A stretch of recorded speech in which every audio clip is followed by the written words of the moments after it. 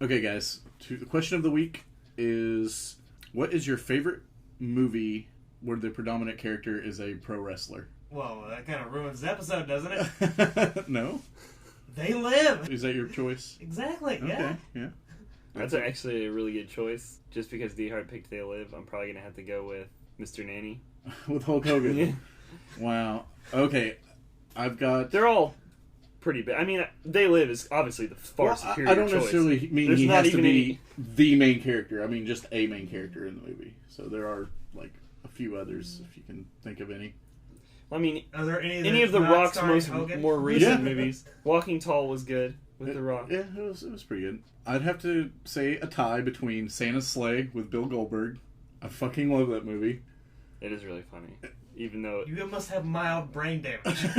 I like the first scene. That's like my favorite thing about the movie. They almost should have put that at the end. That should have been the whole movie. Yeah. Or Princess Bride.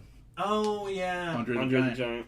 Yep. Yeah, I didn't think about him because he wasn't like But top bill. he's really not even close to the main character. No, but he is a main character. Very much a supporting character. Yeah. And I said that. I said not necessarily the main character. Well, fuck then. I guess I have to change my answer to Princess Bride, obviously. I'm sticking with They Live. I love They Live, good. so that's They Live was fucking amazing. But I just fucking love Santa's Sleigh. I've seen that movie like a billion times. I just love Those when are fucking... hours of your life you're never gonna get back. I don't care. When he fucking back breaks that old Steven lady, watches it's the Leprechaun best thing ever. all the time. Welcome to Motion Picture Meltdown. I'm one of your hosts, Steven the Roast Rosenberg. Phil the Kill Collins. And DeHart. And to branch off from our pro wrestler question, I guess we ruined it already, but we're doing a couple of Roddy Piper movies today. Pipe. The pipe. I guess this is kind of like, what was it? Piper's Pit. Piper's Pit. Piper's Pit, yeah. It's our version of Piper's Pit, where we just shit talk Roddy Piper. If you take in consideration professional wrestlers turned actors, he really deserves probably the least amount of shit. That's true. Like It is absolutely true. when like on a professional wrestler to actor scale, you've got like The Rock, I'd say at one end with Piper, and Hogan kind of somewhere in the middle. In the middle? Dude, Yeah. he's the majority of the Well, no. scale. I mean on goodness. on goodness. So yeah, he'd be like the middle of the scale. He's the whole entire middle. The whole middle, and then you've got the most of chaperone with Triple H. Yeah, and then at the end you have that movie with Edge, and you have Triple H. Yeah, Edge was in a Highlander movie. Yeah, and then you've I got... never watched it. But And then you've also got The Rock, but from the third Mummy movie, or second, or whatever the it was. Scorpion King. Yeah. Yeah. Well, I was Spin-off. gonna say Kane from See No Evil. Remember that fucking movie? Boring. Yeah, but it was This is a it was fucking slasher. yeah, and it had fucking Kane in it. But I guess Undertaker was in that one Hulk Hogan movie too. He was in Suburban Commando. Yeah, that's right. As an alien. Of course, Hogan was an alien too, so Yeah. I guess it equals out. So much is explained now. So let's start with which one, guys? We can start with Frogtown, I guess. Okay. That's one I watched They first. both came out the same year, so Yeah. it doesn't really matter. So Hell Comes to Frogtown, which apparently is a cult classic. I had never even fucking heard of this movie until last year. Yeah, that's about the time I heard of it. Yeah, I mean, I guess kind of snuck up on me. It was directed by Donald Jackson, who I looked through his IMDb and found Frogtown 2, which is a direct sequel to this movie, and then The Toad Warrior. And only does mostly toads. No, I guess. these are all sequels to this. That's a sequel? Yeah, and then Toad Warrior. The fourth one is called Max Hell, Frog Warrior, and it's about Sam Hell's brother. So I'm assuming Piper's only in the first one. Yeah, he's not in the other ones. Yeah, none of the of course cast, not. None of the cast comes back.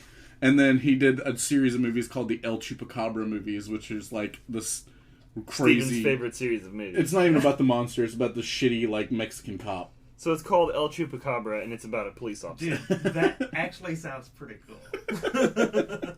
Well, you watch there that any and tell us how good it is. There's got to be wrestling involved. There would have to be. So, the other director of this is R.J. Kaiser, and he went on to, unlike Donald Jackson, who went on to completely fuck everything up for the rest of his life. R.J. I just want to go on record as saying I will not watch the rest of the Frogtown series. It's just, it can't be good. It just can't. Your comment Max has been... Hell. What about the Toad Warrior? Yeah, but the Max Hell and the Toad Warrior are both clearly rip-offs of Mad Max and Road Warrior. Your comment has been logged for the record. Mm-hmm. But R.J. Kaiser was the other director of this. He went on to do sound and dialogue directing for Disney, Steven Spielberg, Christopher Nolan, and Bryan Singer. So he basically decided to not ruin his career and do 15 more frog-related movies. It's like, hey, you know what? I don't need to be in charge. I'll just have a good, steady position with high-paying companies. It was written by Randall Frakes. Actually good stuff. Yeah. Well, I think it's clear to see who the visionary behind this is. It's Jackson. Donald Jackson. Not the other one. Not Peter. Let's say, wait a minute. Because, hey, this Frogtown shit, it's gonna catch on. That's fucking me. It's like, that's my artistic vision, man. Yeah. I respect that. Now I'm just wanting a remake of this by Peter Jackson. It's gonna be 4.5 hours long and just CGI frogs. Hold on. If he were gonna make it, I'd want him to make it like old Peter Jackson. Yeah. Yeah. Horror Peter tons Jackson. of disgusting gore. I could totally see it though, couldn't you? In his old style, which is basically, it's a very similar thing to old Raimi. Yeah. Or Carpenter, I'd say, like old Carpenter. Well, he never went for like the whole splattery type. Have you seen The Thing? It's your favorite movie? I know, but it's whole completely fucking different. It's not about like how many gallons of various guts you can get into the movie. Right. It's about like hardcore alien monster gore. Yeah.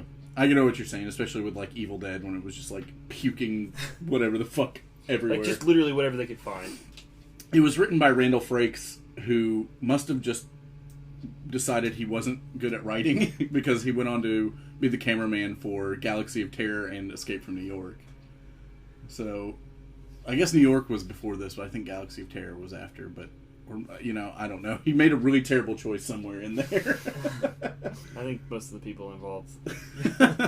This Except is the highlight Roddy Piper, because very he much the probably highlight of their career. Except Piper, because he definitely got paid for this fucking movie. Oh, yeah. It stars WWE, WCW star Roddy Piper. WWF at the time? Yeah. Well, I don't know if he came back after it was WWE. Who the fuck knows? I Matt think DeHart would know, made I guess. appearances. Yeah, I'm sure he has. Well, I don't keep track of it anymore. Yeah, why would you? It's got Sandal Bergman in it. Yep. Of Xanadu fame. Yeah. I hate Xanadu, by the way. I know her best as Conan's girl. I was going to say Valeria from Conan, for sure. Or Red Sonja. Yeah, she's from Red Sonja also. She's pretty hot. Yeah, she's alright. They go out of their way in this movie to try to make her look unattractive. She's got kind of an asshole face. She does look like a jerk, but that doesn't make her less hot. I mean, well, maybe a little bit. I'm pretty sure that's what the giant glasses were for. Yeah. It's like, oh, you put a hot chick in giant glasses, nobody will know the difference. It's the she's all that theory. It's like all you have to do is just put her hair up and put glasses on her. She definitely looked way hotter whenever he just straight America 3000 her ass and like made her hair all gigantic in 80s and dirtied her up a little bit. Yeah, which is clearly not that easy. You can't just take somebody's hair out of a bun and it just pops up like fucking. Put her in just straight like bondage leather. Yeah. Julius LaFleur's in it, and I just had to pull this from IMDb because this was the credit that stood out to me on his acting career. It literally said Julius LaFleur, maximum overdrive, in parentheses, guy falling off motorcycle and going through car window, small parentheses, uncredited. Was this at the beginning whenever all the machines like first... It had to have been, like on the bridge. Like watermelons and stuff are going everywhere. There were all kinds of opportunities for a guy to go through a window in that movie. I just wish that would have been in the credits, though. Like, just guy real that long. went through windshield. And then Rory Calhoun, who was Farmer Smith from Motel Hell. There you go. Farmer Smith's fritters are made from all kinds of critters. Yeah, this is a true fact. He only does movies that have the word hell in the title. No, that's true. Philip, you looked that up, right? No, that's not true at all. I made that up. Okay. It's probably, I mean, for all I know, it's true. Well, he also has to get the part. Yeah, that's true. So, it's this and Motel Hell. That's the entire list. So, Philip, do you want to talk about the plot of this movie? Okay, sure. The plot of this movie, which could easily be the plot of a porn, is that nuclear war exploded, I guess, sometime in the 80s, and everyone's launching nukes against everyone else, and there's, like, hardly anyone left. No fertile men, except for... Very few. Yeah. Except for Sam Hell, and, like, maybe a couple other people out there in the universe. And a lot more women survived, I guess, because the nuclear missiles targeted military targets, I guess. Yeah. But that still doesn't make sense because regardless, it's not like every man was in the military in the 80s. Like, that's stupid. Well, they might have been during the Apocalypse Wars. Yeah. Right, but I would think they would just launch all the nukes what are they going to keep launching them? They would just launch them all. Who the fuck knows? Well, it doesn't matter. The point is, so it's very much post-apocalyptic. All the nuclear fallout has caused frogs to become sentient and, like, man-sized. Basically Ninja Turtles, but frogs. Yeah. And not unlike, they live on reservations like Indians. Not unlike the frogs that were in the Ninja Turtles cartoon. Not unlike those. Yeah, you're right. Very much exactly the same as those. In fact. Very battle toads. Yeah. Yeah. There you go. Like less like and having Tommy the same Bahama names. shirts. I just want to also go on record as saying toads and frogs are not the same thing. No. You can't just act like they are. Like it's just ridiculous. Yeah. Learn something about science, anyone who makes movies. It's close enough. So, Sam Hell, being one of the only fertile males left, gets captured by the, what is it called, MedTech? Which is basically the government now. Yeah. And it's all women in charge, and they decided that they're going to put what amounts to the chastity belt from Men in Tights. Except for it's explosive, and it has like a torture device in there. I don't know. And if a flap, by the way. Yeah, a flap so that it can keep fucking. It's not really a chastity belt then. Yeah. Right, but I mean, the opposite of a chastity belt. It looks like a chastity belt, and it's sort of up to the discretion of the women whether or not he gets to have sex. It's a large metal codpiece. Right, and apparently they can press a button and it'll just sting him in the dick. Yeah, or somewhere. Or if he gets too far away. Yeah. And if he tries to remove it, it'll blow his dick off, which you will find out later. It does not happen. I was gonna say, well, I kind of called that as soon as watching this movie. I'm like, if he's one of the last fertile men, it does blow up though. What? The device does explode. I know that, but so it actually was true that we're going to blow his dick off. That just doesn't make sense to me. Stephen, nothing makes sense. It doesn't have to make sense. The plan is that they're going to take this 1 in a million individual that still has vital sperm, and they're going to take him deep into enemy territory for the rescue mission. Why? Right. Why wouldn't they send their sterile women to go rescue him? Yeah, and then just leave him being well, because he's a strong man. Well, yeah, I know. But there are other strong men that aren't fertile. Send them then. Or send that, like, large, sassy black woman nurse. Send anybody. It doesn't make any sense. And the way they explain that away is that they say, well, just in case we get there and we can't rescue them, you could at least have sex with them, and then they could all just be pregnant and still captured. In but which the children have a chance to escape. Or be eaten brutally by the frogmen. Or his crazy snake dick. Yeah. Which we never really get to see. I was kind of bummed about that. I thought that'd be pretty funny. Dude, they're not gonna show any kind of dick in this movie. Yeah. Well, they did show tits. Yeah. I'm saying what happened with this movie. They were tits. This was written as a porn. As a comedy porn, and then they just took out the porn scenes. That's probably not what really happened, but it seems to me like what happened. Back in the day, there were what was called sex comedies, where they would show basically mostly just topless women, and it would be like a goofy comedy or whatever. They don't have that so much anymore because the internet has made it possible for you to look at boobs anytime you want. On Google, you can. Yeah, you can just Google somebody. Google boobs. We're right now encouraging people to Google boobs. Oh, I wish they had a product called Google Boobs. Well, if you mean Google had a product called Google. Yeah, I'm talking about that. They should. Yeah. I know. I'm shocked that they don't. Give them a few more years.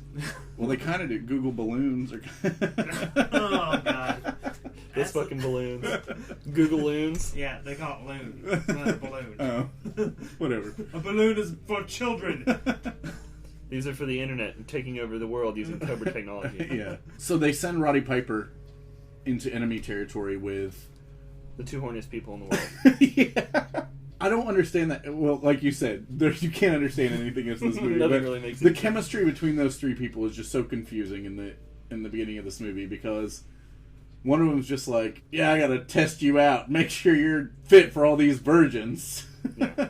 Which one are you talking about? I'm talking about the chick that looks like Diaz from fucking Aliens. Oh, but dude, she just wanted to lay because there are dudes. Right. Yeah, and even dudes that there are either assholes or psychotic, like that one dude that tries to kill him throughout the whole movie. Well, oh yeah. Mostly just in two scenes. Yeah. Yeah, the entire movie. 3, I'd say. He's going to kill him at the beginning. Well, yeah, at the very beginning, and Yeah. then he's at the At the works crossing. at the border, Yeah. being an asshole. He gets reassigned at the beginning because he was going to kill the dude that had the only violence. Why would they assign him to being right in the guy's path? Why, once again, would they even send him? It makes no sense. And I love He's how- so valuable. It's like, just keep him as far away from the enemy as you can. As safe as possible. Yeah. Oh, once again, America 3000, just put him in a shack and just make him fuck people and impregnate There him. you go. Which, there's... You know, I don't remember if we had a rape scene last week, but there was a rape scene in this movie. There was no rape scene in Neverending Yes. Story. Well, I said I couldn't remember. Except for that movie raping our childhoods and Yeah. our minds. There you go. Because that was absolutely I rape. consider this scene where Artax dies to be rape. For me. The swamp rape. Raping in Artax. my childhood. They find this woman using their just general motion sensor technology, which is not explained. And they're just driving after her. They like sort of run her down, and they figure out she's one of the fertile women that's somehow escaped. Mm-hmm. Well, she's not being cooperative for whatever reason, so they inject her with what essentially is liquid roofies, and proceed to have Roddy Piper have sex with her. Yep. Okay, I don't think you can really call this. Okay, it is kind of raping. It's but rape. Hold on. There's but, no he didn't gray area. He's not volunteering to fuck her. So It's like I don't. He didn't want to do it. He's being doing it forced under- to do it, but Okay. her forcing him to fuck her is still rape by proxy. She's raping her using a dude. Okay. And then she thanks him for it when I'll she gets allow the next day. Okay. This is kind of a good time I'll to... allow it. No, this is a good time to jump in when I was doing some research on this movie, or attempting to, because there's not a whole lot out there. Yeah. I looked up on allmovie.com, and at the end of the description, there were keywords at the bottom. Yeah. And I just want to read off the keywords for this movie.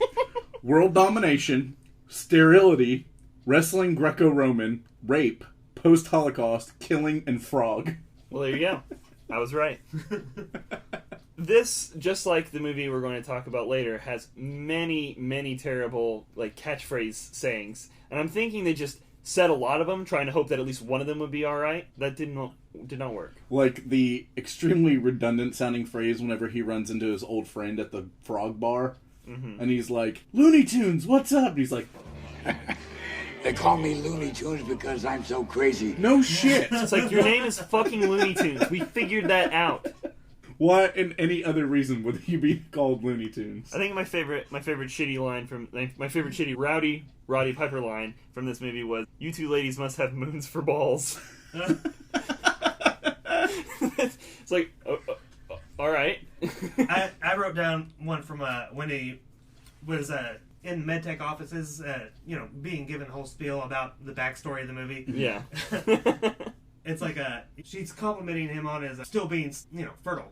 Yeah. And he's like, You have the highest spermatozoan count we've ever tested.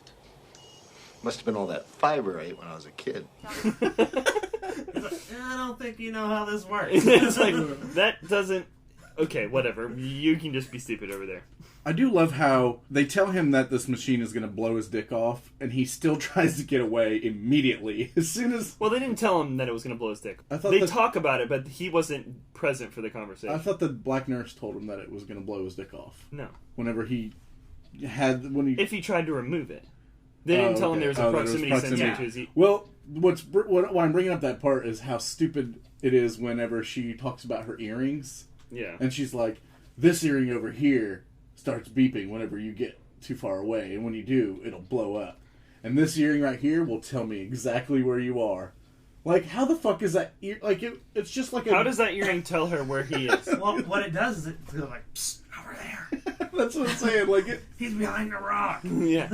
Obviously... The other rock. There's a lot of rocks. We're in the desert. Yeah. No, maybe it's one of those, like, you're getting warmer, you're getting colder situations. Yeah. Well, I mean, that's how he finds his way back to the woman once she gets kidnapped, is he just follows his beeping dick. Well, yeah, And when they it gets also- to a lower frequency beep, he knows he's getting closer. They use that beeping thing twice during the movie. Once where he does something stupid, and they drop him off, and it's like, well, you can just run behind the car. Yeah. And you hear it slowly, slowing down the beep, and then later he uses it to track her down when she's been captured. Mm-hmm. The best acting I think he did in this movie was when they were zapping his balls. Like, he really looked like he was in pain from the ball zap. Yeah. Actually, both of these movies. But that's something that he knows. That is an acting method he actually is trained to do. Right. He's not just a famous guy that is in a movie, and they thought that'll work. I have right here just written down, Roddy Piper is the worst actor. He is quite bad. But he's way worse in Frogtown than he is in They Live. He was, like, decent in They Live. Yeah. Despite the numerous numbers of terrible catchphrases. Best catchphrases. Well, I think if he were going, like, super, serious acting on this, it wouldn't have made any fucking sense. Right. I mean, this is not a serious story. True. Not only that, but he refrained from going into his Roddy Piper psychoticness that he does whenever he was wrestling. He never did that at all. No, like, he really didn't, like, just start hitting himself in the head and hitting things and screaming and spitting all over people. So he gets to Frogtown. Like I was saying earlier, frogs and toads aren't the same thing. The lead guy is a toad, I think. I mean, they call him Commander Toad. Toady. And his second in command is Bull Buchanan. Yeah, basically Bullfrog. Bullfrog. Bullfrog Buchanan.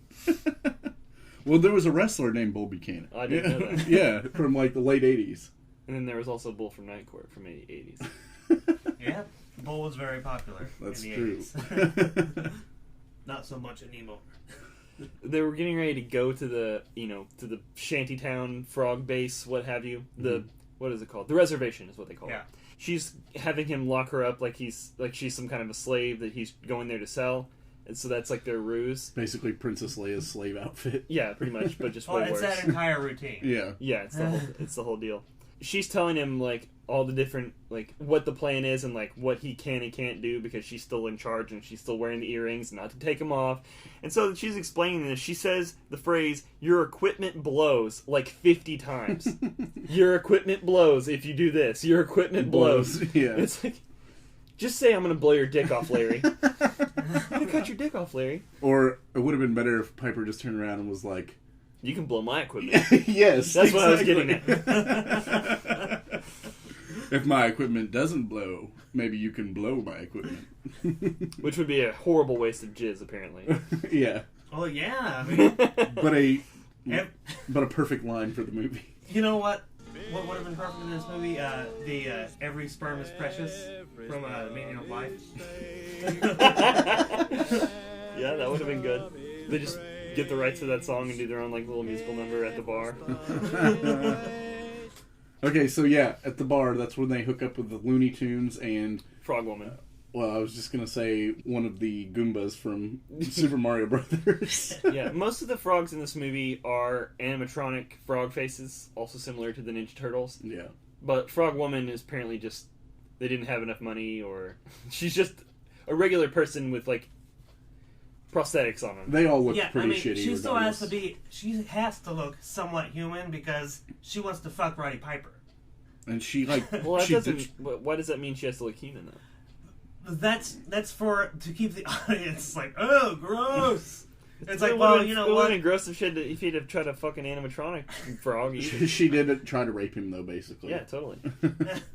And he was like, "Here, put this burlap sack on your head, and I'm just gonna leave." See, I thought that was gonna go a completely different way. Yeah, you thought he was gonna bang her? Yeah. I was just he promised to throw her a little sex later. Throw her a bone, if you will. But then she gets killed by a drill bit stabbed into her heart. Yeah. I'm pretty sure that's not how drill bits work. I feel like that part wasn't originally in the script, and then they were just like, "Oh, we got this drill bit laying around. Let's make that a." What a weird weapon to choose. Yeah, very strange. So many swords and chainsaws around. Just stab her with a drill bit. Yeah. It was kind of a weird thing because it's like Bull stabs her, then he immediately stabs Bull, and it's like, that the whole mini boss is gone. Just like that. Once again, with a drill bit, which would not work. You could not. I mean, it's sharp on the end. You could stab somebody with a drill bit. It would hurt, but you would have to stab them so hard to actually stab into them, into their organs. One, these are frog people. They're probably easier to pierce because they're not just made out of goo. Thick human skin like we got. Why am I covered with goo? Alright, well, I failed to take into consideration what has to be totally ridiculous You just anatomy. have to go with it. Yeah. Well, I still think it's ridiculous.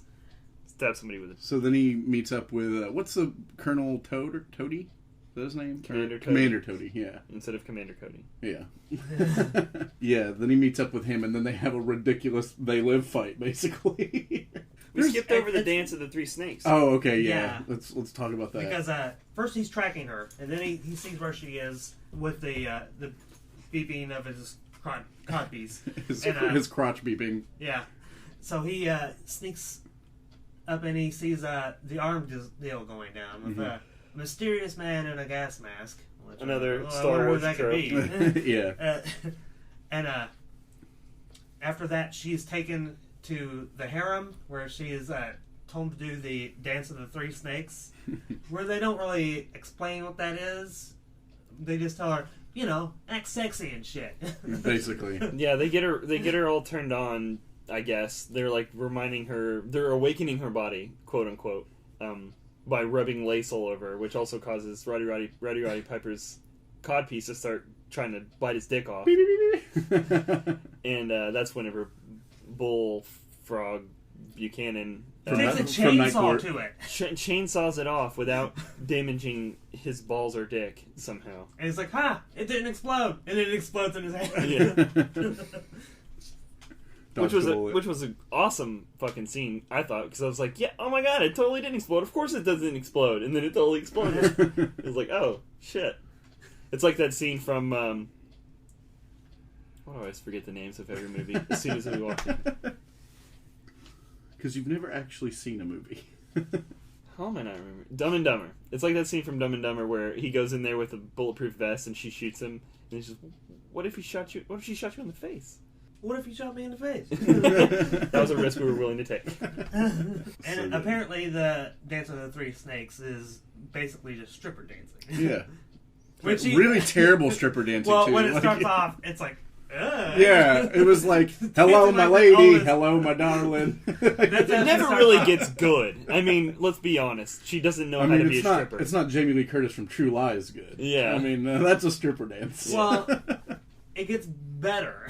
Yeah, it does get better after she realizes it have to be. she has a flashback to 10 minutes ago whenever they told her to just remember this passion during the dance of the three snakes. She has a flashback to, I don't know, like the second, pretty much the first night that they're with Piper, where she comes out to do like some kind of stripper dance for him. It's like, oh, we're just supposed to keep her aroused, that way you'll be more fertile. It's like, I'm not going to do anything. Much like my wrestler movie scale, I've got a stripper dances in movies scale too, and so where does this rank? Well, way down there, because you've got like I said, you've got Jamie Lee Curtis from True Lies.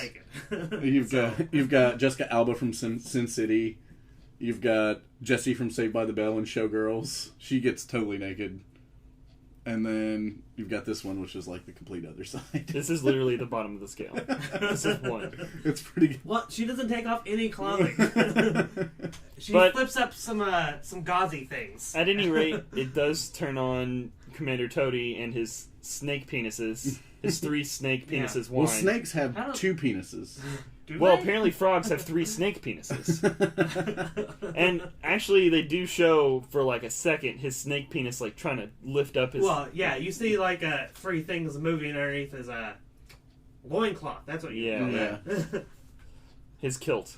So, she kicks him in his snake dicks, plural. All three times. Yeah. All three of them. 3 times for each dick.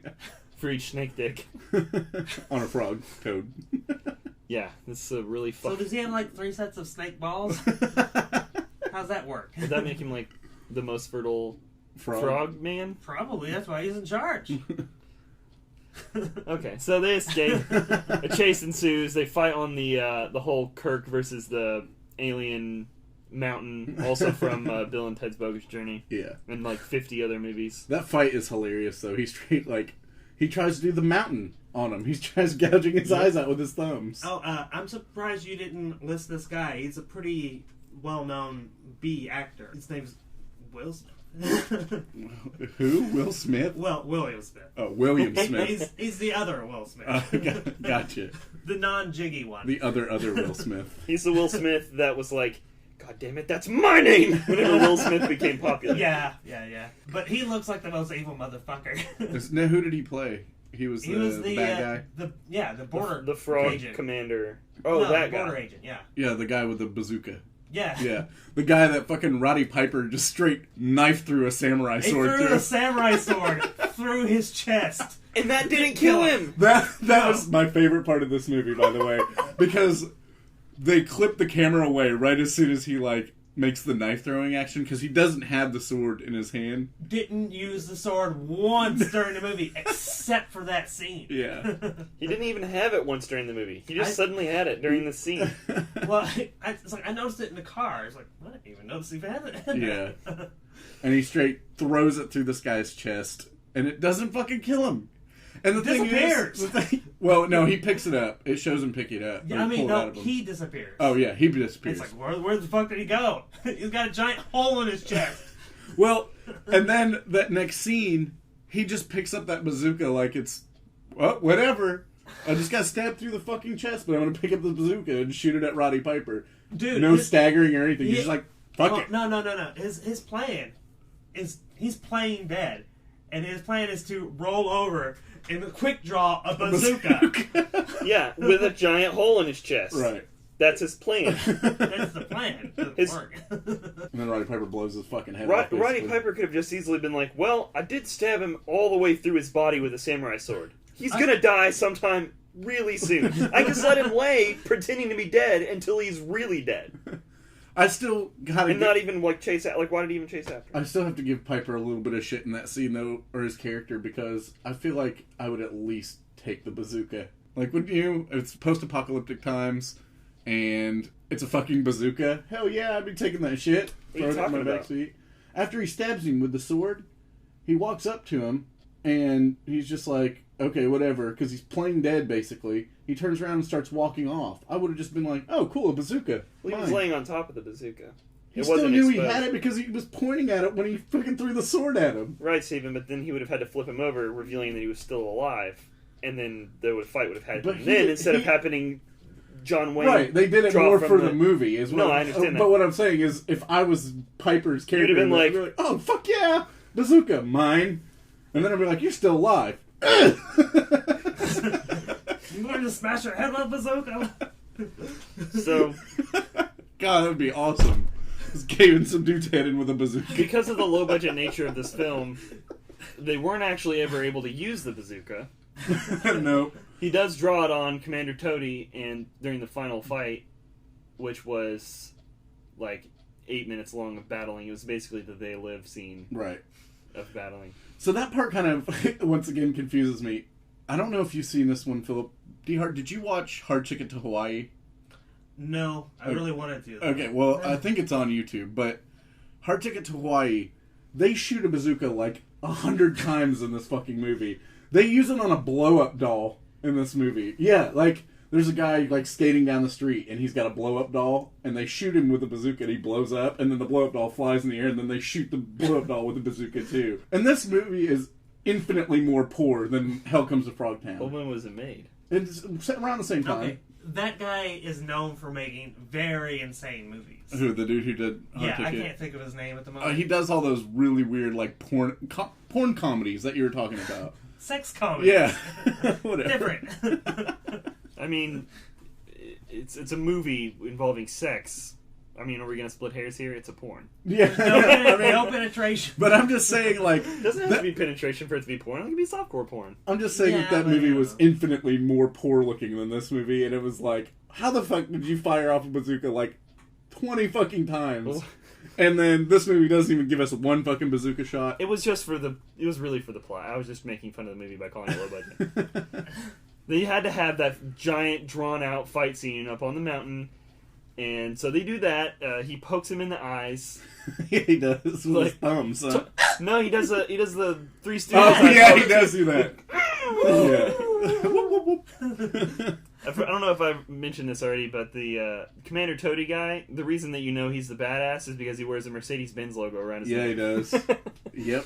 Apparently he still realizes that that's a status symbol, even in post-apocalyptic America. In fucking 1988. Yeah. So yeah, that's pretty much the end. There's just one continuity error at the end that I thought was obscenely bad, where the women all leave the fight scene because and he thinks they've been blown up, and so he's Rage Piper now.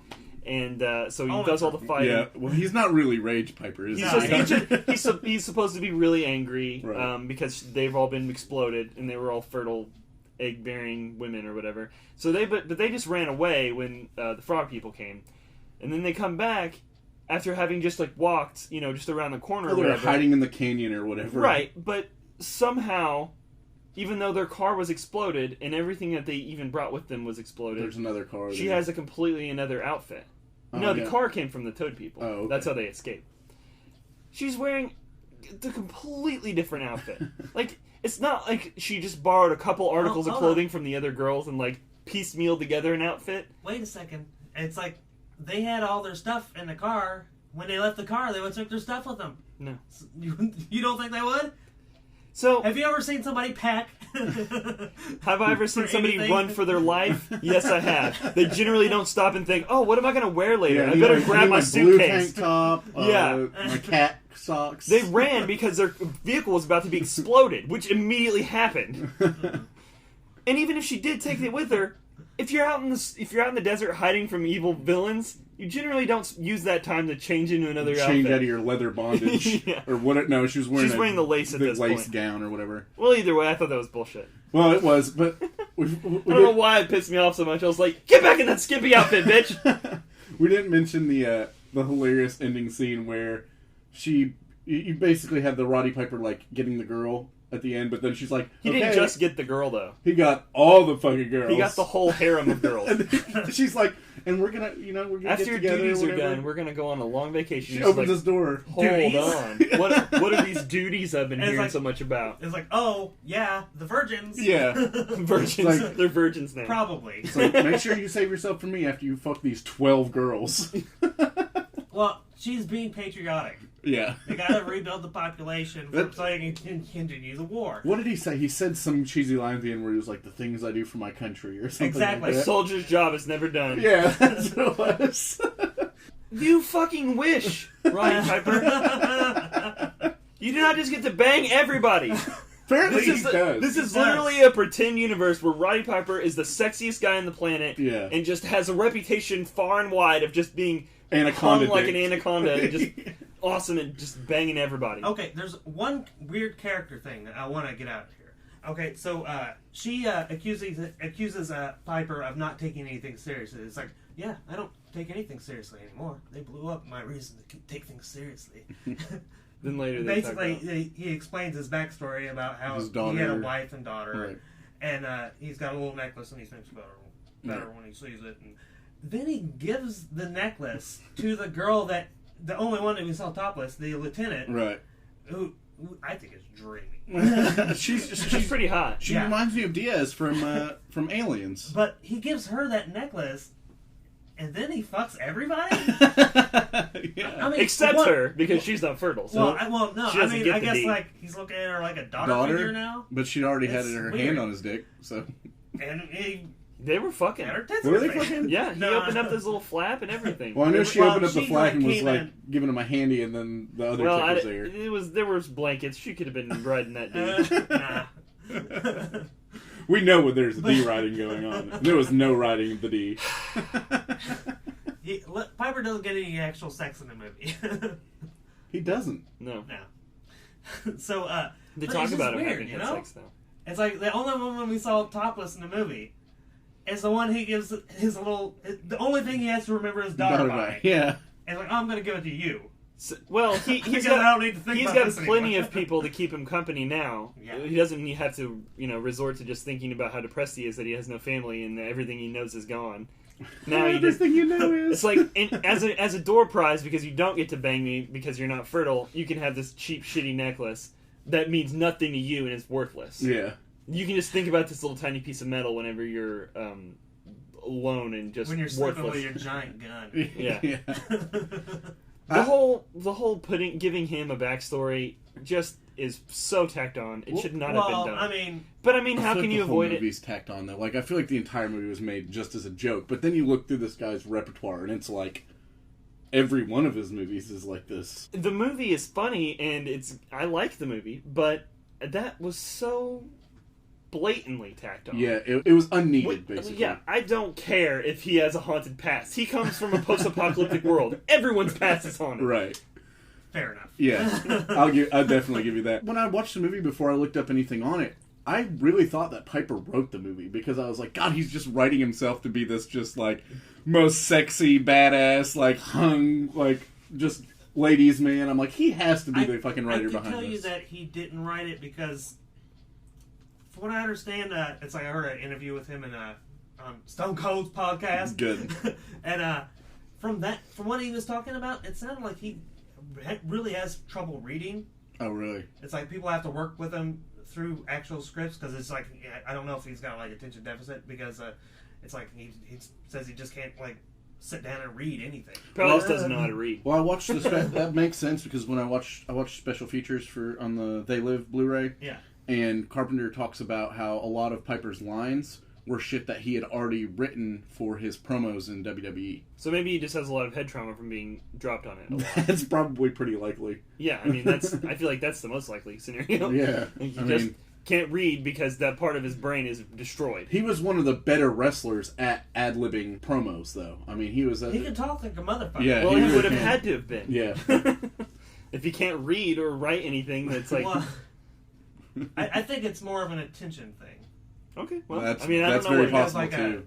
Yeah. Well, that's what I'm saying. Like, anytime... Or he has ADD that's been induced by, like, heavy cocaine use or something. Well, that's what I'm saying. Anytime that he was wrestling back then, it was almost like that he was just on speed. Like, he was just fucking crazy. Wrestlers have never done any drugs. Never once happened. I know that's bullshit after meeting fucking Greg Valentine last year, and he was basically fucking drooling whenever he shook my hand. Yeah. They could have just had an animatronic Greg the Hammer Valentine there. It would have been the same thing. I'm not even sure he knew he was shaking somebody's hand. Like, I think he maybe thought he was, like, getting a Coke out of a Coke machine or something. Part of me felt bad for him for being so washed up and, like, signing autographs at a peddler's mall, essentially. And with the worst copies ever. It's the worst thing. Like, he literally cut the WWE symbol out of a magazine, put it over top of a picture of him, and then Xeroxed that. That is literally what he did. Yeah, it's so poor. It's very, very shitty. And then signed that and then gave it to you, even though he thought he was at Disney World. Yeah. It's like... It's pretty depressing because a lot of those older guys are a lot. Have you that. seen the movie The Wrestler with Mickey Rourke? No, but I've met Bobby Eaton. Well, and he's a fucking terrific, nice guy. He's just not all there. Mm-hmm. And it's like I said, it's like some of the wheels are turning, but I don't think they're connected to anything. That's really sad. You guys ready to move on to They Live? Yep. All right. They Live, also from 1988, directed by John Carpenter, my favorite horror director. Yeah. Yours too, because your favorite movie is The Thing, isn't it? Yeah. And your favorite horror movie is The Thing, right? For sure. So I would... It's so good. I could watch it literally anytime. Well, there's so many of his movies that... Well, Halloween is another one of my favorites. Probably my third favorite or something like that. Mm-hmm. I also love Big Trouble in Little China and... Have you seen the Escape movies? There's so many of his movies that In the Mouth of Madness yet? Yes. And Ghosts I loved of it. Mars. Ghosts of Mars was butt. Well, it was but wasn't it fun though? It was fun. It was so fucking fun. If you look at it in the right light, it's like I can understand the movie. I mean, what, Ghosts of Mars? I can understand why it's like that. Or Mouth of Madness? No, I mean, I'm talking about Ghosts of Mars. Oh, okay. Because Ghosts of Mars is essentially Assault on Precinct 13. Mm-hmm. Which I like that. It's the same movie set on In Mars. space! Exactly. I actually like the original Assault on Precinct 13. And I'm actually getting ready to watch Body Bags. I haven't seen that movie yet. It has its ups and downs. My favorite part of that is the first story because it's a little anthology. And I like Starman, and I like Prince of Darkness also. He has a lot of good movies. Yeah. I've never seen John Carpenter's Vampires. I have not seen it either. Mark loves it. We need to watch it together. Yeah, it's I a agree. very odd movie. Hey, did you say naked? No. He said naked. Obviously, Roddy Piper plays No Name Man in this, although the credits show him as Nada. Yeah. Which means nothing. Yeah. Literally in Spanish. Keith David plays Frank. Is that his name? Yeah, Frank. And Keith David was from The Thing. Mm-hmm. He was also in Pitch Black. He was in Platoon. And he does a lot of video game voices. Like he was Tons in of them. Yeah, Mass Effect series, Call of Duty series. He's awesome. Yeah, he's a very, very good actor. He's Spawn in the animated series. Yep. I love Keith David. He's a really good actor. He has such a great voice. Yeah. It was a movie that we did. He was in Coraline. He was the cat. The cat. Yeah, he was. And That's creepy. he's like Morgan Freeman, but way more... He's sinister. Yeah, I was going to say, just way more I'm going to kick your ass. He's evil Morgan Freeman. Evil Morgan Freeman. Yeah. He's coming to get you in your sleep. I don't think he's nearly as old. No, probably not. George Flower is in this, and he was the bum in Back to the Future. But he was he was the bum in Wishmaster. Yeah. Yeah, the one that... He's the just one a bum. No, he is. And he's in... He's really a bum. He must know Carpenter pretty well because And he must really be a bum. He might be. Because he's in a shitload of Carpenter movies. He's in Village of the Damned, which I've never seen. He's in the Escape from New York. He's in The Fog. He's in Starman. And he's in They Live. So he must have some kind of close relationship with... Well, a lot of directors will have Carpenter. like their go-to character guy, It's like like, Dick Miller with Joe Dante. And Steve Buscemi with the Happy Madison Productions team. Oh yeah, and Tarantino and everybody he works with. Yeah, basically. Tim Burton, Johnny Depp, Helena Yeah. Bonham Carter to a lesser extent. I mean, they're married, so it's like... Well, I think it's better when that person you always work with is not Your the lead. wife. It's not Oh, the yeah, lead just role. like Not your psycho. wife. Yeah, Yeah, psycho. Yeah, that probably. too. Yeah. Did you guys know... It's like, yeah, now kiss Johnny Depp. Yeah. The Finger his butthole. the chick who played Holly in... The chick who played Halloween. Holly. The chick who played Holly. Okay, yes. She was Evil Lynn from the Masters of the Exactly. Universe movie. Yeah. Can we just get back on track now? Yeah. So I have a funny story about Meg Foster. I was listening to a podcast one day, and they were doing an interview with Meg Foster about Evil Lynn, and they were like, "So how did you feel about playing Evil Lynn? You know, was it pretty cool playing a dark, sinister character?" And she was like, "Well," because she's English, she was like, "Well, I didn't really see her as an evil character. She was just kind of, her own woman." And the guy's like, "Well, no, she's Evil Lynn. Like, she's very much a sinister character." And she was like, "Well, you can call her sinister, but I just pretended her name was Evelyn, and I played her how I wanted to play her." And I was just like... Evil is in her fucking name. It's like you're not Joe Dirt. You can't just decide you're going to repronounce your name. Dear and Dick. Yeah, and just mean completely That's something like else. Mel Gibson playing Mad Max or something and being like, "No, I'm just Max." Real stupid. Well, from their own perspective, they're not evil. Right. So, some of that doesn't really matter. In the end. Yeah, whatever.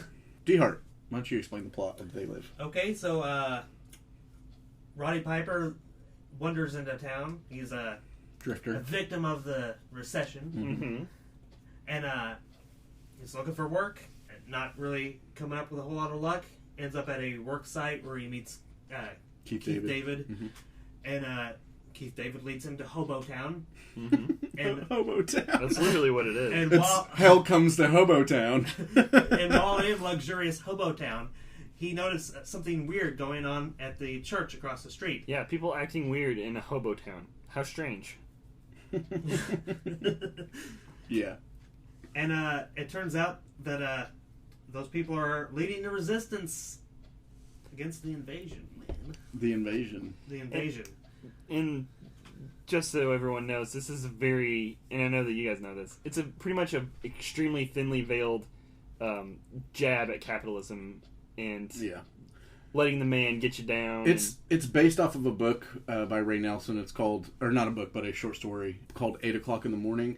But when watching this movie, I'd seen it before. I bought it not too long ago. I watched it then, and then I rewatched it now.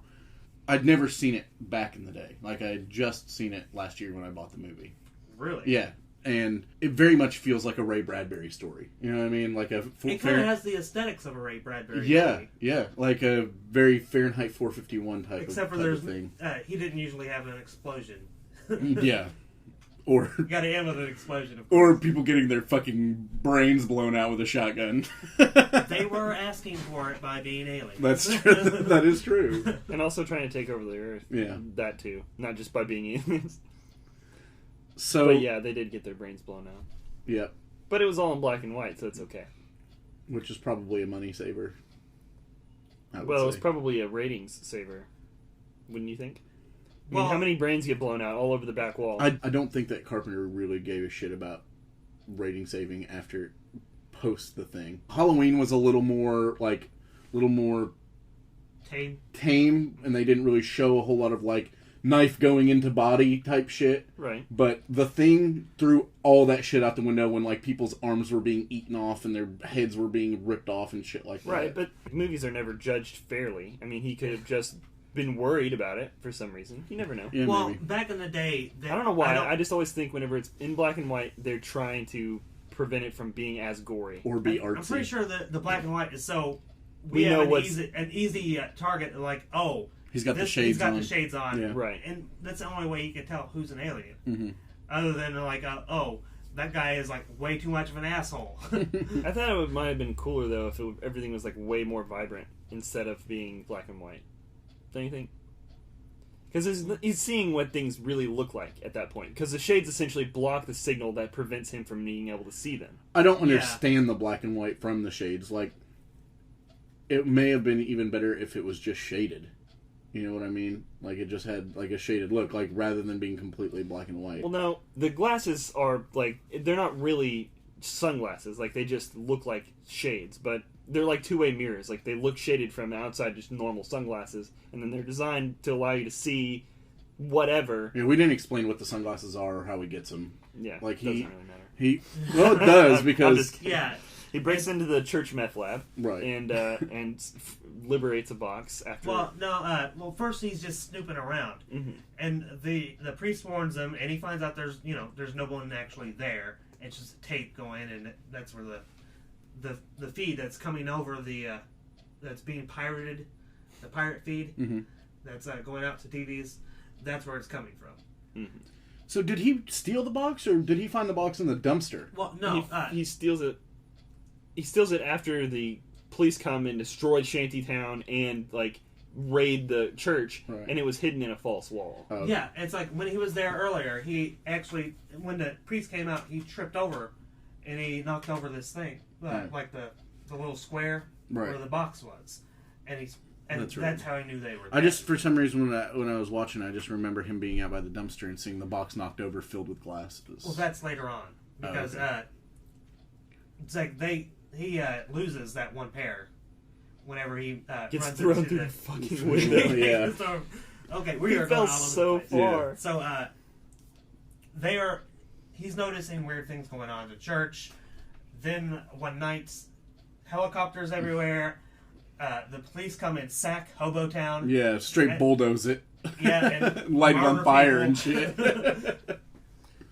It's just straight up like clearing out this area to build a big building. Yeah, or it's whatever. hobo ethnic cleansing. Yeah. Is exactly what Well, they it don't is. kill anybody though. It's a real No, Giuliani. they kill shit. people. Didn't they kill people? I'm pretty sure. Well, dude, They were whooping the ass of the priest to people death. that Yeah, were. I was Well, saying- those people were part of the resistance, though. Like most of the hobos, they were like, "Just get out of here, quit being Well, hobos." they were. I think if you get hit with those police shields, it's kind of a heavy hit.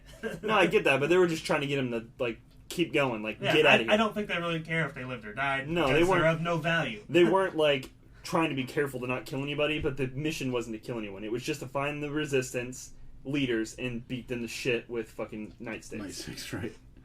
So he finds the glasses and Yeah, when he goes to investigate the next day, and he knocks away the false wall, pulls out a box that's just chock full of these fucking glasses. yep. Yeah, and he grabs it and he's like, well, this must be filled with drugs or like guns or something crazy because they were like cooking them up in this lab and the police are obviously fucking pissed about it. Yeah. So he runs into an alleyway and pops the box open and he's just like, fucking sunglasses. He's Yeah. like, what the fuck is this? He's like rummaging through there and like trying to find drugs or whatever's in there. And then finally he just gives up and he's like, there's nothing. This is just a box of sunglasses. So he grabs one, Yeah, he's like, and it's like, well, fuck it. I could use a pair of sunglasses. Yep.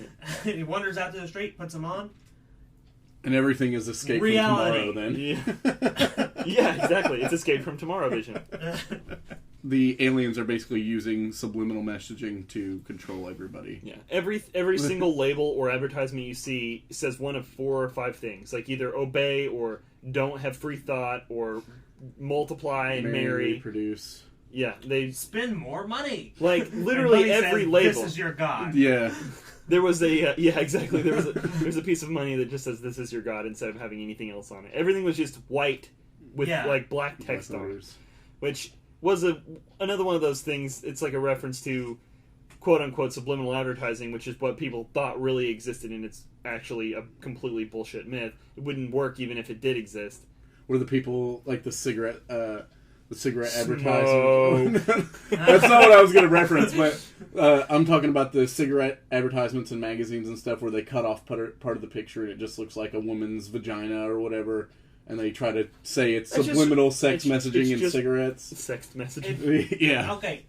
It is subliminally that's not really a thing. Yeah. But subliminal sex messaging. Hold on.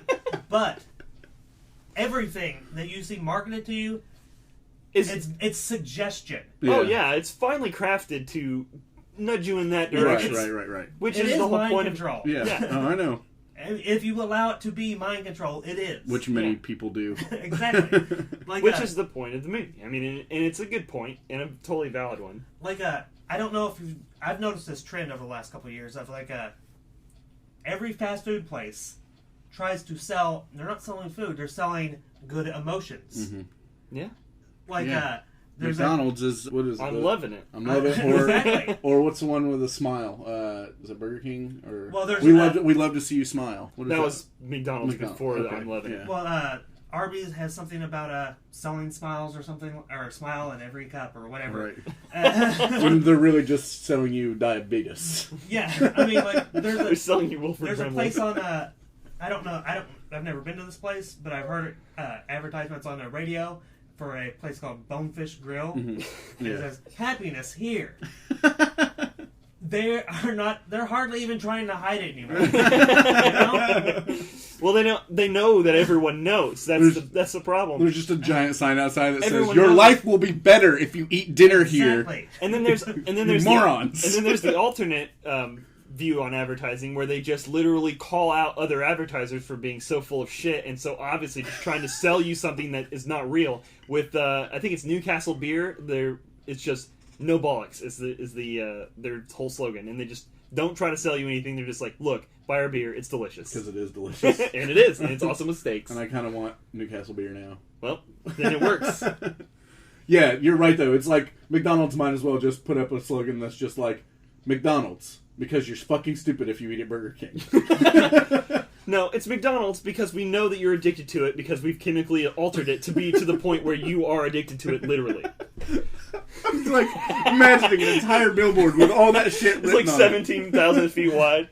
People are crashing their cars trying to fucking read it and shit. Which they still would because it's got a picture of a cheeseburger on it. A really hot chick eating a cheeseburger. That's really the only point of advertising. It's just to keep it in front of you. Like, oh, remember you're driving down the road. Oh, remember Burger King? Yeah, go eat there. It's right over here. Here's the directions. It's like, hey, you remember food? Hot people like food. Yeah. You should get some food and maybe you'll you'll be hot too. Yeah. Really overweight. In one of my education classes, we did it was an entire period on subliminal messaging and advertisement and stuff, and it was one of the funniest ones that they showed was it was a Burger King advertisement for the Chicken Club, and it's like a long hoagie, and it showed just her mouth and the hoagie, and it just said "Take it all in." Yeah. And then the other one was there's a lot of them like that, and they're just blatant. Exactly. They're selling emotions. They're saying it's like no, you will get a blowjob at Burger King. Yeah, there was a mac and cheese one. It's this woman who gets up in the middle of the night and like pushes her husband, and he doesn't move, so she gets up and walks downstairs, and she makes a bowl of Kraft mac and cheese, and it says the cheese or Velveeta or something like that. And it was like the cheesiest. When he won't satisfy you, we will. Yeah, but you don't. This isn't the norm. You're talking about very that's like avant-garde advertising. You're forgetting that is the norm. The norm is anything goes. Yeah, man. Well, no, I understand that, but most of them aren't They are if now, you eat though. this, No. you will get Dude, blown. every Burger King commercial now is just a hot chick in, like, short shorts, and she, like, bites into it, and mac sauce is running down her face, and she's, like, smearing it with her finger and sucking her finger, and shit. It's so though. Maybe I just don't watch a lot I'm on TV. Yeah, I mean, it's seriously the norm now. I don't see it. Just everything is just porn, but I'm just saying I don't. You gotta just take like 5 minutes and just watch some TV and watch some commercials. I was gonna say that would be the only way, because like if you Google it, it's like you're gonna get all of the most sex related ads possible all pulled into one area, but those don't represent. Those are like 1% of advertising. Like, most of it is not that. No, it is though. Like me and Feminist McGee in there, like we sit there and watch like TV, and we're just.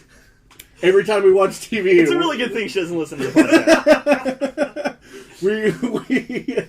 we watch TV and, like, we'll sit there and point out commercial after commercial. No, I'm not saying that... I'm just saying that the kind of stuff that you're describing isn't in every commercial. That it is... Everything is very sexualized, and everything is, very exploitive towards women, usually. I'm saying that it's not all just, like, girl wiping away sauce/jizz from her chin. Yeah. But there's always appeal to a base need. Yeah, that's all they do. Yeah, that's advertising. Whether it be money or sex or happiness it doesn't matter or whatever. if it's related to anything that they're actually doing, but there has to be at least one. And ideally, if you're doing the food thing, you want two, because everybody wants food because that's how we live. Right. But if you can tack something else onto it. High five. And we're back to the show. Okay. Okay, he just put on sunglasses. And everything says obey and blah, blah, blah. And then he sees aliens. Yeah. They at first looked like kind of android-y because of the black and white, I think. And then you're like, okay, yeah. Yeah, aliens. I mean, they look dumb. Yeah. They look dumb. But I'm pretty sure that's basically sugarcoating the very unpleasant message that the movie actually has. Right. It's presenting high thinking in a very low art way. Yeah. Sure. Oh, we're gonna put a rubber mask on you, and that means you're the bad guy. Mm-hmm.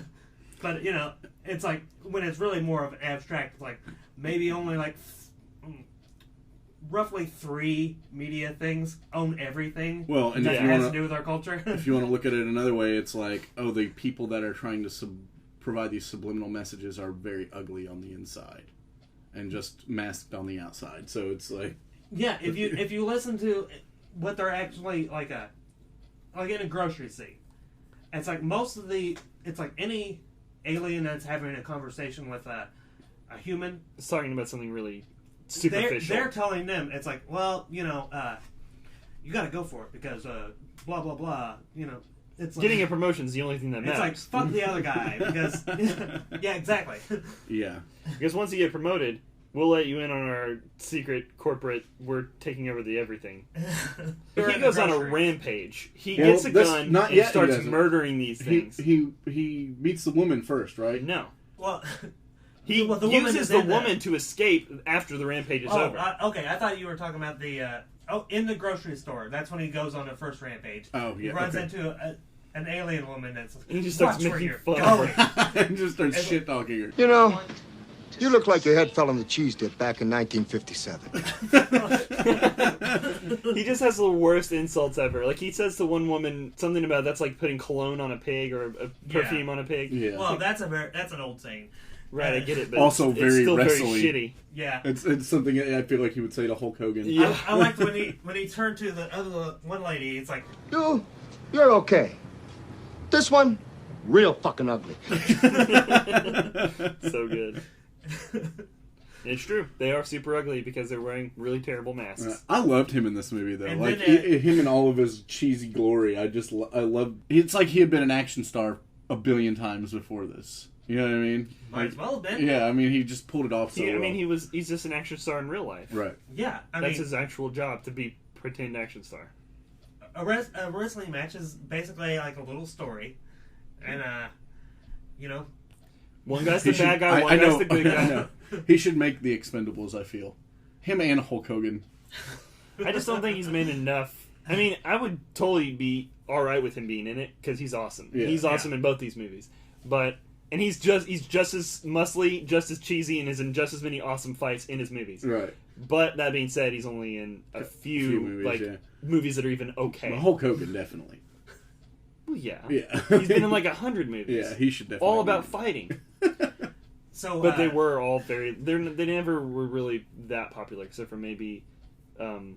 Suburban Commando and Mr. Nanny were both big, but other than that... I'm pretty sure No Holds Barred. Yeah, No Holds Barred was another big one. Really? Yeah. Well, that movie sucked. I think that was like his first movie. No, yeah, it was, and it was huge. Really? Especially since he was like the biggest guy around. Tiny Lister Jr. I know that he was insanely popular, but I'm just saying, as far as it wasn't his first. It was his first like big role. Yeah, because he was in Rocky 3. Yeah, the beginning of Rocky 3. Also, okay. Yeah. Well, either way. So he gets some guns. I don't even remember how. It doesn't matter. Well, no, he. It's like the aliens start ratting him out on their watches. Yeah. So he runs out of the store, and the cops find him, and that's where he gets guns. He blows his fucking cops away too. Yeah, he doesn't give a shit. He goes, "Oh, you died just like us." Yeah. He fucking wastes. But of course, why should he? He's obviously seeing a straight up mass, conspiracy. He can finally see the aliens. Right. Kill him. Get right to it. Don't fuck around. At this point, he just doesn't give a shit about any consequences or repercussions or anything like that. Well, of course he doesn't. He's he's joined the resistance officially. Yeah. He's got the glasses on. So he gets some guns. He whips the fucking shit out of these cops and murders the hell out of them. And then he goes into a bank, proceeds to murder people in there. But they were all bad. Yeah, they were all bad. And that's where he delivers the classic line. I have come here to chew bubblegum and kick ass. And I'm all out of bubblegum. Right. Which was ad-lib, by the way. Like, he just made that up on the spot. that's like, I mean, it's not like, that's not like already a saying. Like, that's a classic saying. That's where this is from. That's where this came from, dude. Every time nobody said that before. No, when everybody quotes that, it's from this fucking movie. Well, then it's fucking monumental. Exactly. Right? See, that's where me having been a 1-year-old when this came out comes into play. It's like, well, I never really saw it at the time, and so thusly it became pop culture, and then it's just ruined for me. Mm-hmm. But it was really awesome. Did you notice all the cops had, actually all the aliens had fucking PKE meters? They totally did. Yeah. Straight up Egon's. That was what they were. Like, they were the props from Ghostbusters. I was going to say, they were literally that. They just said, hey, you know that thing from Ghostbusters? Make a bunch of those. Yeah. Crazy. And how do they get away with that? Like, that's insane. Well, they just borrowed them, you know? Yeah. Hey, can we use your PKE meters? I can see, like, being like a direct, obvious ripoff, but those were literally those things. Yeah, it was the actual props. They operated in all the exact same ways. It was crazy. So after that whole rampage he goes on, that's when he hides out in the car park and he ends up getting hold of the TV lady. Right. And then she throws him out the fucking window. She throws him out the fucking window. Yeah, after breaking a fucking bottle over his head. Dude, that happens in both movies, by the way. No, it was it Frogtown was just the best bottle breaking scene where he smashes the shit out of this bottle over somebody's face. Which movie was Probably that? It was because that happened. There was a lot of bar action in that movie. I don't remember which one it was, but there was one particular bottle smashing that I was just like, fuck yes! That's what those are supposed to do? I think it was the Hell Comes To Frogtown movie where I think he just smashes the fucking shit out of this guy's face with a bottle. And I was just like, yes. Yeah, I feel good now. Well, that happens in this movie. It's apparently slightly less satisfying for Steven, but I thought it was amazing as fuck. What? The smash, like, no fucking hesitation. He looked away for 1 second, and she smoked him with that bottle and threw him through a fucking window, which is like 200 feet off the ground. Yeah. Well, that's a bit of an exaggeration, but 200 feet. He fell for forever. He should have died. It's like he hit the ground and then he rolled because it was on a very steep hill. No, I know that, but well, whatever. Yeah, he fell a really far distance. He did. Yeah, it wasn't 200 feet. It was maybe 70 feet, but that's still really fucking far. And then he goes to find Frank and convince him with his fists. Okay. They get into the longest fight in cinema history over him not wanting to put on these sunglasses. Okay, that fight was only supposed to be 20 seconds long. And they just kept fighting. They anyway. actually fought though. Like all the face hits and the groin hits were staged. Everything else is real. All the side hits and everything. It would almost have to be, because I feel like you would just get bored from pretend fighting for that long. It took forever. It's it was such awesome. a good fight. It was just so long. I was like, well, I'm going to pause this fight to go get some popcorn because I'm getting fatigued from watching them fight. Towards the end of this, there's a part of it that I really love. Is it the constant knee over and over to the balls?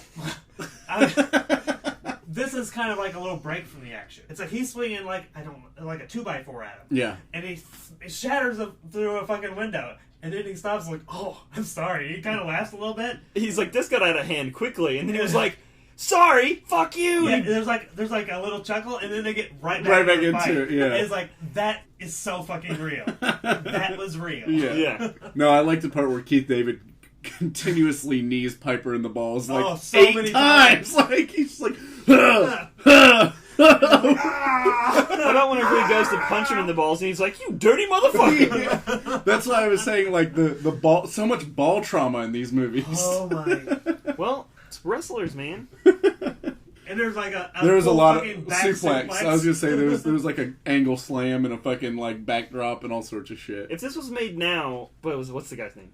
Not Roddy Piper, the other guy in the fight. Keith David. His part would have been played by a professional wrestler if this was made now.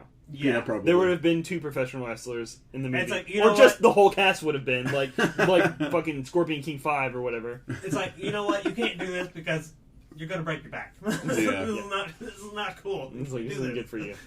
You're going to actually have a career after this. We don't need you to do this. So at the end of this fucking amazing fight, he finally fucking convinces him. No, he doesn't convince him at all. He fucking slaps him on his face and just forces him to look. That's what I mean by he convinces him. He convinces him by exhaustion because he can't fight him anymore. Which leads to another hilarious part is when they go to the hotel and they're just so fucking like sore and like punch drunk and just like they both have like swollen, their jaws are just swollen out of control, bleeding all over the place, and they're just like, need a room. It's beautiful. The guy's just like, fuck, just go up there, just here's the keys.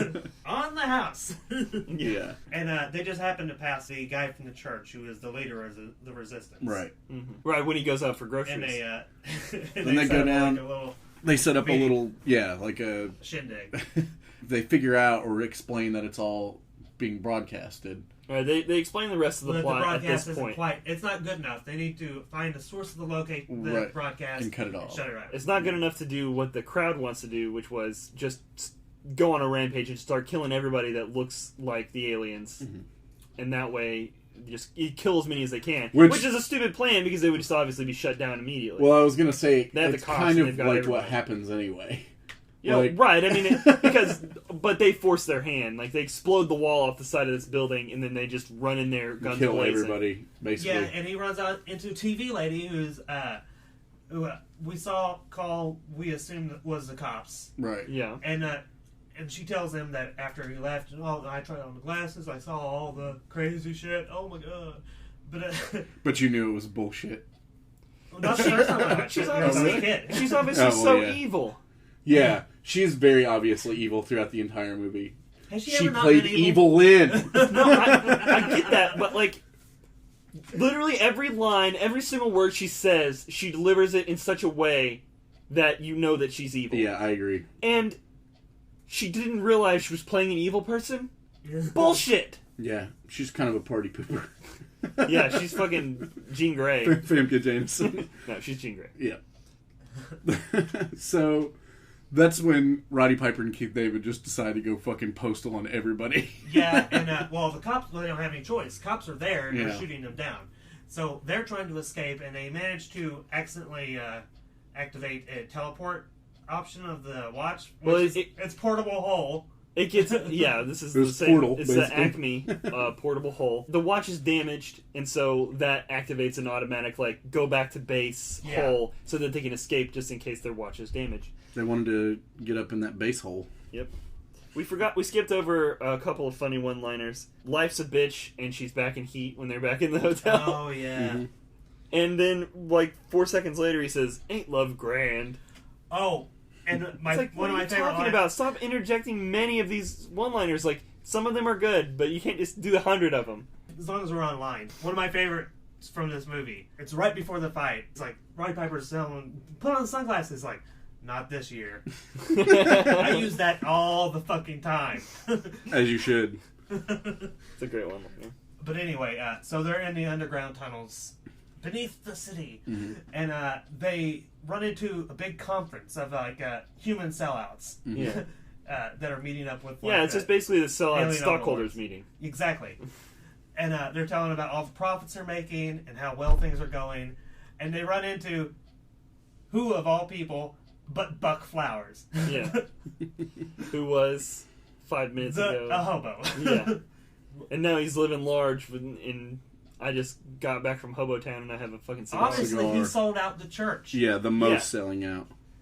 He sold out the resistance that was at the church, and now he... For money! For me! Money for me! Which I will collect. And now he wears a tuxedo everywhere. Give me my It's like, why aren't you guys money. wearing tuxedos? We're rich now. And it's like, you don't always have to wear a tuxedo just because you're rich. And wear a monocle and a top hat and a cane. It's like, actually, it's like we just joined. It's like, why don't you give us a tour? And he leads them right to the broadcast point, which is, wonder of all wonders, the TV station that she said was clean. Yeah. It's like, oh, there's no way. Bullshit. You fucking bitch. You sell out. Yeah. So, Obviously a sellout. The Yeah. whole time. We knew it. Yeah. I didn't realize it when I was a kid, but, You it's were like... a kid. We're picking up It's on like- the clearly evil dialogue. Pretty much every time I've seen it since then, it's like she clearly says, no, definitely not the TV station. I would know. And then, they're sitting there and they're watching the broadcast, and then, well, you know what? We're going now. This is it. And they start blowing fuckers away. Yeah, they Yeah, do. they really go on a rampage now. This is... My favorite rampage of theirs was, I think, the bank. Yeah. Well, I mean, he wasn't there, but yeah. Piper's was the bank with the shotgun, and he just starts blowing people away, and you just see brains going all over the fucking place. Yep. There's a lot of brains. I enjoyed the brains. Zombie Steven. Did you guys notice the total shitting all over Siskel and Ebert? Yeah. After the whole thing, after the shit has gone down. Yeah, there was like, what was a background noise of a TV of Siskel and Ebert. It's like George Romero and John Carpenter. These Oh, guys yeah, just yeah. put out bullshit after bullshit, but they're not, paraphrasing, of course. Right. Right, that was whenever at the very, very end where they snuck in tits. Just right at the end. Yep. Glad. Why not? What about Piper's middle finger? Yeah, I posted Yeah, that on Facebook. and I really love. He's just like, fuck it. Fuck it. Just. That is. I think that would be a real kind of thing, Yeah. Oh, yeah, And it's definitely. like, oh, fuck it. Yeah. You've got 20 guns trained on me right now, but I have this little tiny gun that probably wouldn't do any damage to anything. And I'm going to shoot probably the most explosive thing on the planet right now, this broadcast thing, and it's going to go completely up in flames, and all the aliens are going to be totally revealed. Exposed, man, because that was the main feed. And then there It was was being tits. satellite relayed. It's like John Carpenter was just like, the end. By the way, tits. But it works. Yeah. Well, The you know what? that was where the TV background noise was coming from. We were Right. talking about John Carpenter and George Romero. Right. It's like, well, you know what? Fuck it, because I've already got an R rating. Might as well throw some tits in there, Yeah. you know? We said fuck a million times. There's brains everywhere. Here's some tits too, which I'm all right with. I'm always alright with good tits. Gratuitous, obviously. There's no call. Gratuitous? Gratuitous. Gratuitous. There's no actual call for boobs, but just put them in there anyways. Alright, we got a little bit of listener feedback, not very much. The first one is from Twitter. It is from Travis. He said, MPM Podcast, I checked out your Speed/Speed 2 episode. I thought it was great. Looking forward to the Waterworld episode. Thank you. We did not think Speed or Speed 2 was great. Well, Speed was pretty funny. I thought the podcast turned out alright though. Yeah.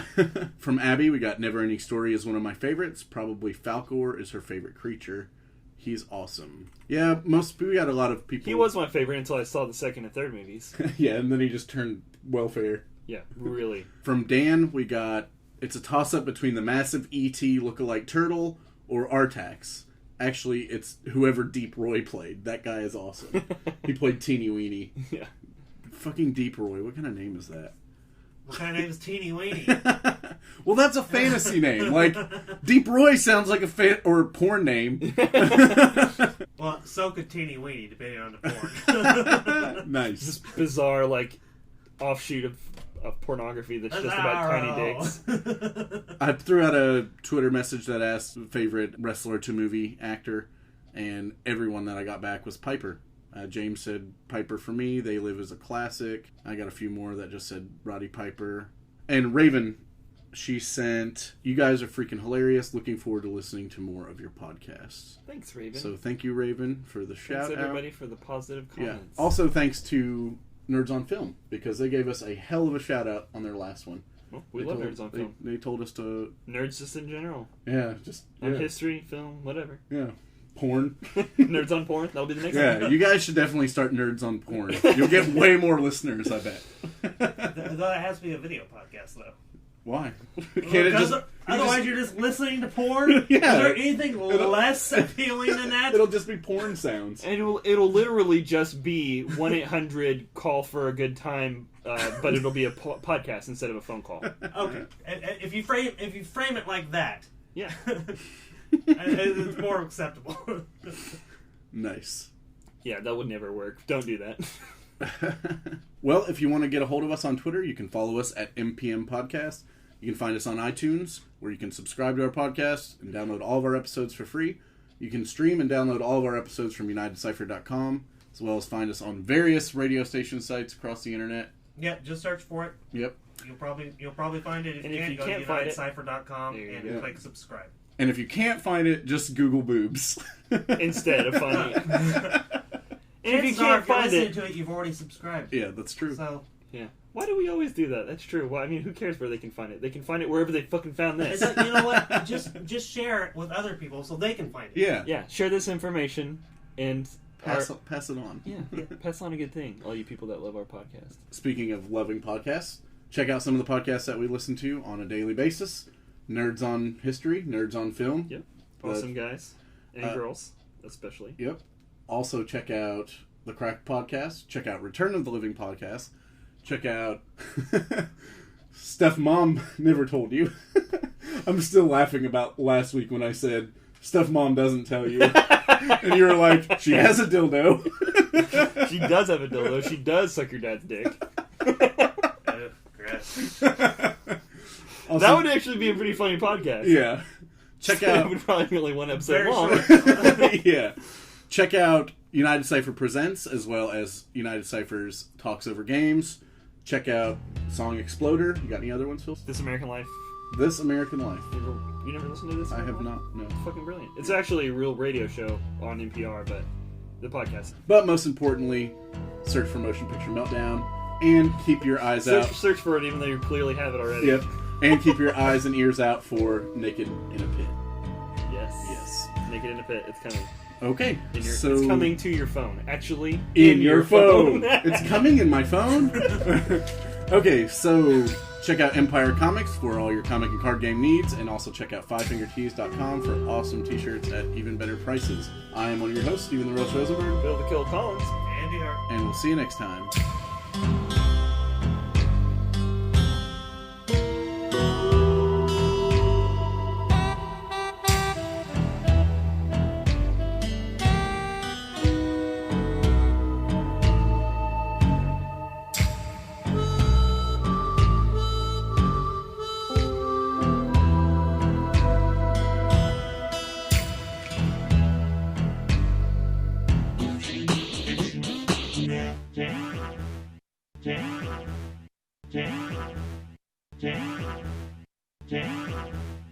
Yeah.